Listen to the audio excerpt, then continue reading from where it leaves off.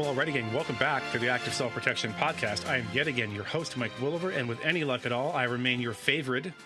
Today's video is brought to us by Barrel Block. Barrel Block is an excellent dry fire training aid that we've used for years and recommend. It provides an easy-to-see indicator that your firearm is empty and safe for dry practice. It comes in all service calibers and can be installed and removed in seconds without disassembling your gun.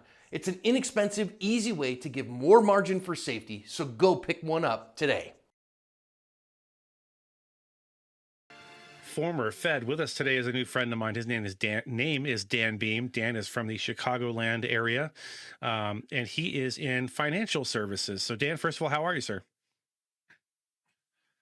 I am doing pretty well, Mike. It's great to be on here. Never done a podcast before, but I'm really happy to be here. I've done a couple, so I'll get us through this one way or another, not to worry.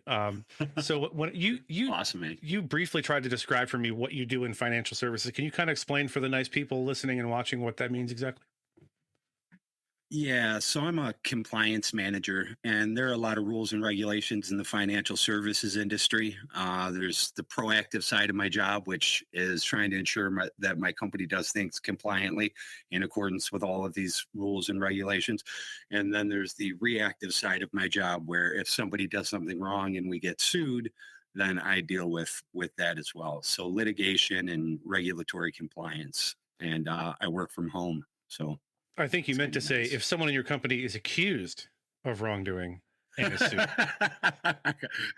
Exactly. I think that's what I said. Because if I come to work at your company and you just assume my guilt, I don't know if I want to work there. You know what I mean? I mean, it make me nervous. All right, moving on. So you just kind of recently found the Active Self-Protection channel, and it was subsequent to the incident we're going to talk about, which is kind of cool because a lot of times, people will say, I listened to your channel for years and I learned something there, but you came across ASP after your attack, isn't that right?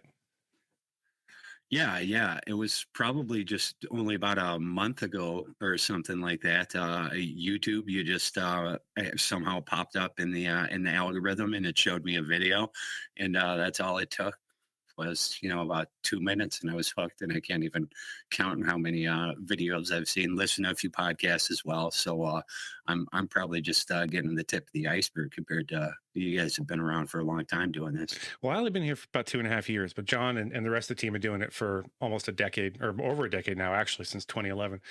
So let me ask you, how did you, Right. I always wonder, how did you decide to write in? Did you hear me solicit people to come reach out to me with their stories, or how did you just decide to write in? How did you find out that was a thing you could do?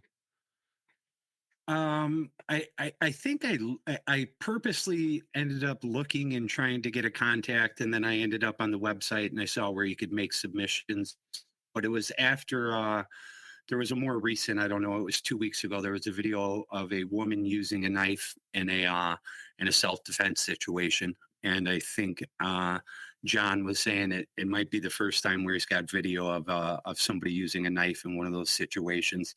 And it really kind of compelled me, given the situation I'd gone through last summer, compelled me to reach out. And I was hoping to get videos, but as I've previously described, that may not be happening. Yeah, for those who aren't on our email string between me and Dan, because it's just me and Dan. For those of you who don't know, he is at least in the process, right, of trying to get a FOIA request in to get those videos, but no luck so far. I trust that if you ever come across them or you're able to get them, pry them from the hands of the Transit Authority or the Chicago PD or whoever, that you'll send them to us. Yeah. I absolutely will be. Yeah. Okay, very good. Yeah, there are some pictures. I don't know if I'll be able to find a way to get the photos, again, if as long as it's okay with you, somehow onto the podcast page. But they are the photos of your injuries are pretty horrendous looking. You had it was a rough day that Dan had. Yeah. So why don't you tell us, prior to getting into the story of the incident, were you always or not always, but as an adult, have you been generally a self-defense minded person? Is that something, a hobby of yours or an interest of yours or something that you pay attention to? It's an interest, and it's something that just happened. Like, in all honesty, I was a fat kid growing up, and at some point in time in middle school, I decided to, start dealing with my bullies directly. So There were lots of little minor fights along the way. I went to military school for 3 years where, hazing of underclassmen, and that was 7th, 8th, and freshman year, and it goes up to senior in high school. So, there were scraps and fights along the way, but then I've just always otherwise, been a defensive minded person, aware of my surroundings. It's not the first serious incident that I've had in my life either, but this was by far the most serious. So, yeah, if you get into one more serious than this, there may be a problem because you looked. They beat this poor man like a rented mule, and he fought back and prevailed in the end. Prevailed being in quotation marks, I guess. But he's here talking to us, so that's the upshot of that, is that he's here talking to us now, which wasn't a sure thing. So let's briefly talk about the previous incidents. You've had problems before with violent crime or people attempting to rob you, or what was it that led you to this sort of interest? Yeah, so the first time I got stabbed, I was 16, and I was stabbed by a full-grown racist man who accosted friends, me and 2 other friends. They just yelled by. They drove by in a car, yelled the N-word out the window. We yelled something back, and they came back around. We got in a fight. This man had a knife. I got stabbed. That's when I was 16 years old, the first time I got stabbed. And I think that's probably one of the things that led me just to being more consciously, aware of these situations and the things that could happen, and that I don't ever want to be looking for fights, but you need to be ready for it when it does happen. Absolutely. So, yeah, I too was a fat kid, and now I'm a fat man.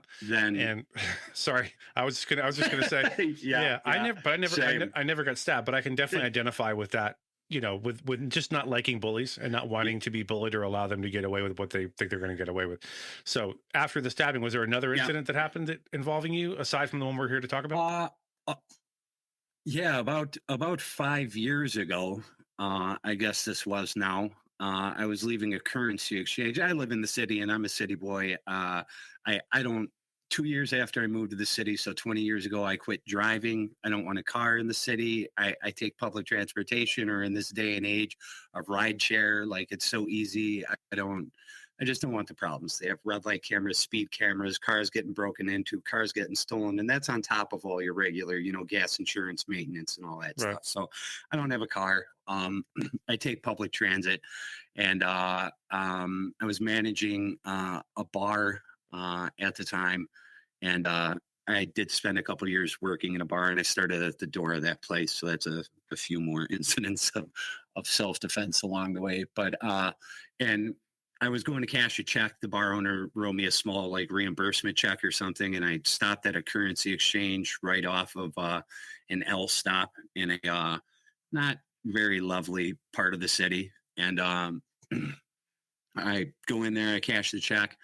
I put the money in my pocket. And as I'm walking out, I see across the street, the bus I'm trying to catch, I see that I'm just missing this bus right across the street as I'm walking across the street to go get it. So I'm like, oh, damn. So I'm crossing the street, and then I notice there's a guy who starts following me, and I get to the bus stop and stand there, and he gets in the uncomfortable zone. He's closer to me than I would get to a stranger. And he asked me, hey, do you know when the bus is coming? And immediately now this is another red flag, because if you rely on public transportation in the city and you were walking up to that bus stop with me, you also would have seen that the bus literally just pulled away and we just missed it. Yeah, so we call that an opening line. I'm sure this guy is he's sizing me up. Something like, hey, do you have a light? Hey, do you have a cigarette? Hey, do you know what time it is? Or can you give me directions to whatever? Yeah. It really is. It gives them a moment to size you up and kind of get a feel for, is this someone who's a potential victim or not? So just be aware of that too. That's your first tip for the day. So what happened then?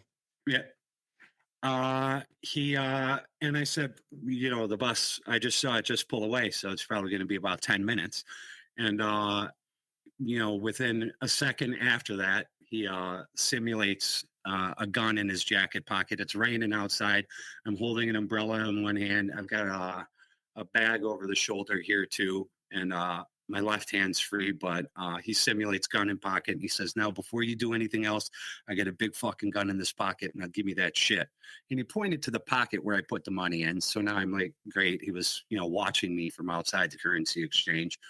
And I hesitated longer than I think I should have, but, and I don't know why. It's probably not a good decision, but he had both of his hands in his pockets and he wasn't ready to get punched in the face. And he did not have a gun. I don't know. In hindsight, I tell myself he seemed more nervous than me coming up with the opening line. I'm like, if this guy had a gun, he would have walked up to me and, gotten right to business. But this guy seemed nervous. He wasn't ready to do what he was doing. I don't know all of those things. It just was a decision within 2 seconds, but I just started punching him and he fell backwards and, onto the ground. He was like, oh, I was just kidding, man. I was just kidding. And he gets up and he runs away. He ended up getting arrested. Just kidding. JK, But LOL, yeah. JK. I wasn't really. Yeah. So at some point, did you? He ran away. The police. Okay, so folks that are listening, the delay is a little bit of a delay, so there's going to be some of us interrupting each other, and I apologize in advance. But it is what it is on the internet. Did you happen to notice that the barrel tip of his gun was about the size of an adult human index finger? Did that help you just make your decision or no? Yeah, it did look that way. And like I said, his words were, I have a big, fucking gun in this pocket. And like, I'm, looking at it, I'm like, I don't know. It doesn't look that big. Yeah. Dirty Harry, you are not, sir. Not with that, whatever that is. Yeah. Exactly. So coincidentally, that gentleman is now in jail on an attempted murder charge for shooting somebody on the red line